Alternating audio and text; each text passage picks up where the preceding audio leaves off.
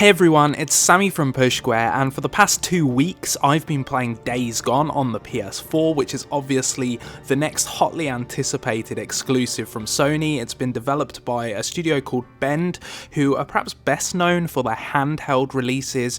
They did Uncharted Golden Abyss, and back in the day they did the Siphon Filter games, so this is a brand new IP from them. It's getting a lot of marketing from Sony, and I'm here to tell you whether it's any good or not. Now before I do that, please do remember to like the video, subscribe to the channel, and let's get into the review.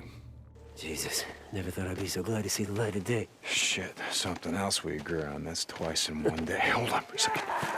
There's someone out there. Hey, bite. Someone's inside. Hey, you're hiding out there.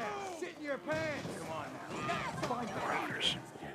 So "the world comes for you" is an incredibly apt slogan for this apocalyptic sandbox. The latest in what is a long line of Sony published story-driven exclusives, Days Gone doesn't quite have the character of a Game of the Year contender like God of War, but it's just about imaginative enough to set itself apart from the many open worlders already on the PlayStation 4, even if it lifts ideas from virtually all of them.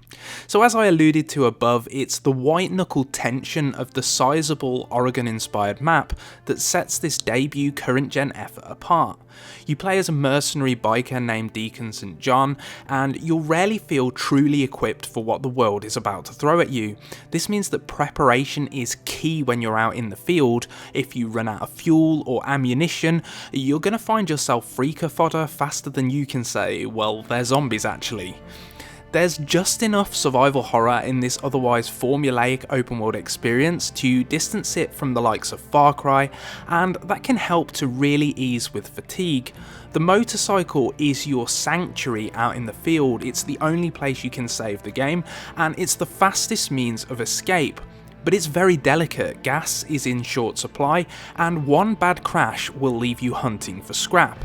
Actually tending to your bike is really straightforward, but factoring it into your plans is what's essential. The same is true of your artillery. Now, ammunition is generally fairly easy to come by, but weapons are weak in the early exchanges, and the headline hordes are devastating. They're so brutal in fact that the game takes its sweet time introducing the really deadly undead armies. It gives you some time to hone your craft so that you can build traps and get creative with how you want to bring the bleeders down. All this preparation is the most entertaining part of the game. Unfortunately, the missions don't really involve enough of it. There are some excellent objectives here. There are some missions that are inspired by Uncharted, as you work alongside another AI character, and there are others which subscribe to that popular black box style of design where you have multiple opportunities in order to fulfill the tasks at hand. And then there are the fetch quests. So many fetch quests, many of which are anticlimactic and borderline inconsequential. You can't fault the effort that the developers invested here. It wants to go toe-to-toe with Naughty Dog and Sony Santa Monica, and it wants to feast at the top table of PlayStation's first-party developers. But the story drifts like its protagonist, wasting time with far too many subpar supporting characters, and trying your patience in the process. The cutscenes do look impressive, but the direction is sometimes weak, and the script is as ham as a hog roast, I'm afraid.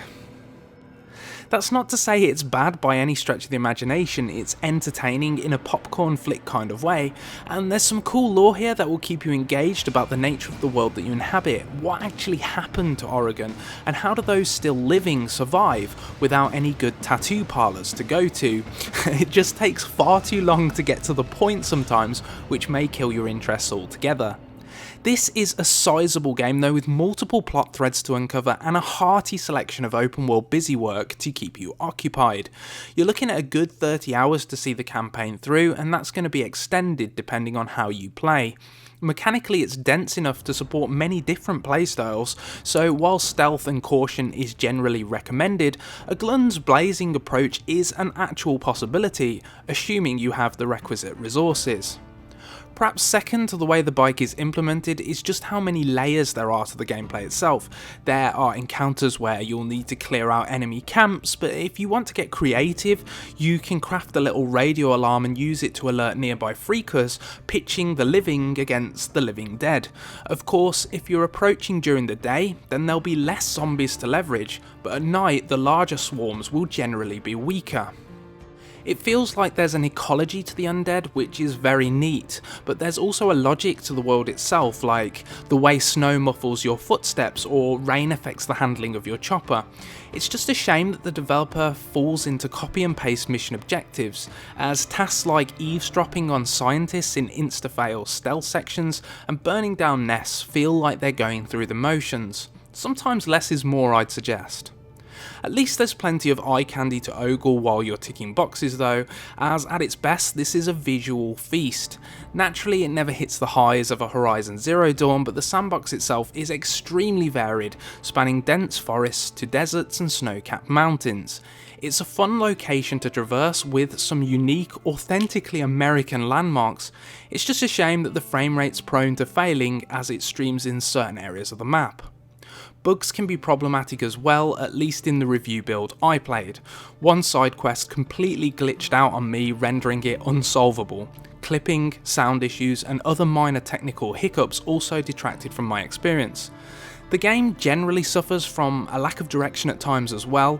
I don't expect to have my hand held every step of the way, but when I'm running around in circles looking for the entrance to a bunker for approximately 25 minutes, I'd argue that's dodgy design.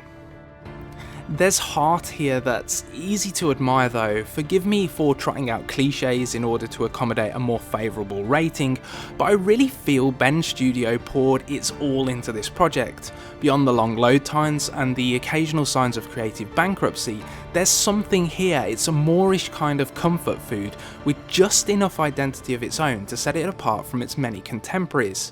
So Days Gone's survival horror underbelly gives it enough personality to distance it from the dozens of other open worlders already available.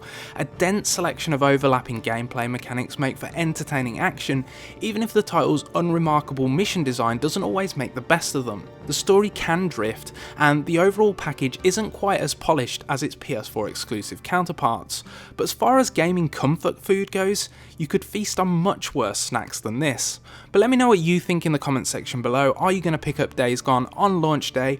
Are you looking forward to playing the game? What features have you most excited? And yeah, let me know in the comment section below what you think of the review, and until next time, thanks so much for watching. When you and Boozer rode into camp and Iron Mike welcomed you back again with goddamn open arms, I thought it was another sign the old man was losing it. Going soft. Okay, what's your point, Schizo? My point is that you and me, we see eye to eye. I get that now. You know, same as me. If Iron Mike don't wake the hell up, the camp's not gonna last another 6 months. Okay, still waiting for your point. Look, I know I've been busting your balls. We both know that. But a lot of people know what you've done. For your friend. How you been doing shit for the camp. Changes are coming, brother. When Iron Mike retires, let's call it, I say you and me, we step up and run the camp together.